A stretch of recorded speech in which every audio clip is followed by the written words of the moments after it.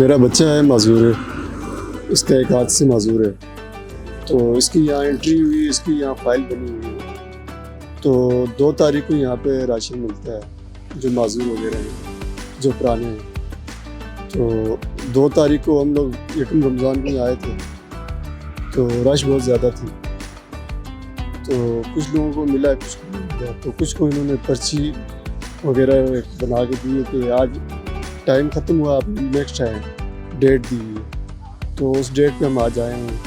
8 تاریخ کی ڈیٹ دی ہوئی تھی کہ آپ 8 تاریخ آئیں، آپ کو راشن وغیرہ مل جائے گا۔ ادھر راشن دیتے ہیں ہمیں، میں بار بار آتی رہی ہوں ادھر، تو پیسے بھی ملتے ہیں اور راشن بھی ملتا ہے اور کپڑے بھی ملتے ہیں۔ آج بھی میں اس لیے آئی ہوں، رمضان میں راشن بھی ملتا ہے اور پیسے بھی ملتے ہیں اور کپڑے بھی ملتے ہیں۔ ہمیں کسی نے بھیجا ہے ادھر کہ ادھر راشن دیتے ہیں غریبوں کو، میرا بیٹا معذور ہے، میں راشن لینے آئی ہوں۔ اس مسجد میں ایک مسجد راشن سٹور قائم ہے، اور جس سے اللہ تعالیٰ کی توفیق سے ایک نظام بنا ہے کہ کوئی بھی بھوکا شکار آئے، اس کے گھر میں قحط نہیں رہے گا، فاقہ نہیں رہے گا۔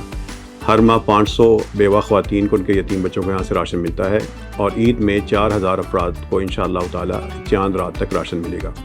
یہ ایک نظام ہے جو اس چیز کی ضمانت ہے کہ میرے شہر میں کوئی بھوک کی وجہ سے خودکشی نہ کرے، کوئی بیوہ ماں اپنے بچوں کو بھوکا نہ سلائے۔